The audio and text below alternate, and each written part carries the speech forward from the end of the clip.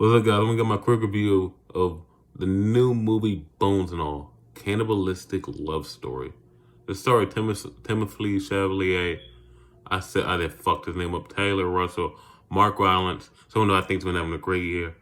And he did the Alfred earlier this year. I don't think a lot of people saw it, but it's great. Michael, so I know this guy. He's been in a lot of shit too. Michael Softbarg. He's been in a lot of great shit too, and a whole other great people. This movie is phenomenal. I don't think I've seen a movie that's captured the decade it wants to be in so well. It's supposed to be in the 80s. It captured the 80s, like Midwest America in the 80s. In the back roads, I think it captured what it was going for beautifully. This is a beautiful movie. The love story between Timothy and Taylor Russell's character, that shit clicked immediately. And you can see it. They had chemistry. That shit was clicking immediately. The cannibalistic part, like they were doing a little bit of world building with this cannibalistic shit, and that shit was awesome too. The performances are great. I saw some people criticizing Mark Rylance and Scully, and they called Mark Rylance he's one of the worst actors today. They get so much press. Like, I thought these motherfuckers were trolling, but they were serious. I thought he was great in this role as Sully. I thought Michael's a little cameo, or I'm gonna call it a cameo as Jake. I don't know how to call it. I guess they call it a little guest appearance as Jake in this movie. A little side character. His 1 to 2 scenes in this movie were great. His character was bone chilling. Not as bone chilling as Mark Rylance's character, but his character was very scary too. And then to see this cross country romance develop and everything they were going for, I loved it.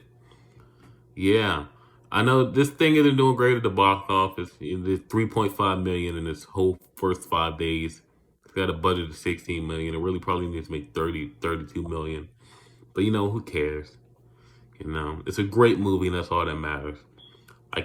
This is a 8 out of 10. I don't. It does like at one point where Tyler Russell character does leave Timothy Chalamet's character. Like when Marin leave for like 10 minutes, that's when the movie dips a little bit, in my opinion. And you start to feel the runtime. But then they get it back on track. So overall, it's 8 out of 10. I know there's a lot to talk about this movie's box office. All I gotta say, man, is you think shit's bad now in your little Marvel versus cinema debates. This Marvel versus cinema shit, that's gonna turn into IP movies versus cinema next year real fucking fast. Look at next year's release calendar. If nothing gets pushed back, it's going to be hell for the indies. First of all, there's 9 superhero movies coming out next year. Only 3 of them are MCU. 4 of them are coming from DC, I'm pretty sure. Well, 3 from DC, 3 from Marvel. Then you got the Sony ones, then you got Spider-Verse. It's going to be tough, man. Next year is going to be hell for indie movies. So I'm telling people, look at how people are responding to the prestige films right now. Then look at next year's calendar. This shit is not good.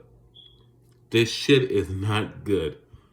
But hey, as long as they're making great movies and people keep funding these great movies and aren't scared to make movies like this, like these people involved in this movie weren't scared to make this movie, then everything's going to keep working out. So yeah, 8 out of 10. I really recommend you see this movie. It's fucking phenomenal. Peace.